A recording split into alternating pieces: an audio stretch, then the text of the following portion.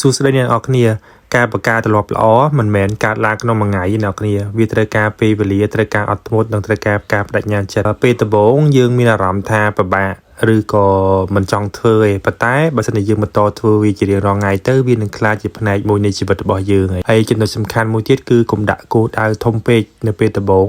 ចាប់ផ្ដើមពីធ្វើអីពីតូចៗដែលយើងអាចធ្វើបានឧទាហរណ៍ថាបើសិនមកយើងចង់អានសភៅកុំបង្ខំខ្លួនឯងអាន1ម៉ោងភ្លាមយើងចាប់ផ្ដើមត្រឹមតែពី5នាទីក្នុងមួយថ្ងៃឬក៏បន្តមកទៀតគឺយើងបន្ថែមតិចម្ដងហើយយើងត្រូវចងចាំថាទម្លាប់ល្អគឺជាគ្រាប់ពូជតូចមួយបើសិនជាយើងថែរក្សាវានឹងលូតលាស់ខ្លាចជាដើមឈើដ៏ធំមួយដែលមានផ្លែផ្កានិងជោគជ័យនៅក្នុងជីវិតរបស់យើងបាននោះដែលមានវិន័យល្អនិងទម្លាប់ល្អមិនមែនជាមនុស្សពិសេសគេគ្រាន់តែជាមនុស្សធម្មតាដែលជ្រើសរើសធ្វើអ្វីល្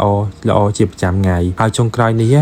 យើងត្រូវចាប់ផ្ដើមពីថ្ងៃនេះមិនមែនថ្ងៃស្អែកវាជាជំរើសល្អទម្លាប់ល្អហើយចាប់ផ្ដើមធ្វើវាឥឡូវទោះបីជាតូចប៉ុណ្ណាក៏ដោយវានឹងនាំយើងទៅកាន់ការផ្លាស់ប្ដូរដ៏អស្ចារ្យមួយនៅថ្ងៃអនាគតហើយជោគជ័យមិនមែនកើតចេញពីអ្វីដែលយើងធ្វើម្ដងទេប៉ុន្តែវាកើតចេញពីអ្វីដែលយើងធ្វើរាល់ថ្ងៃ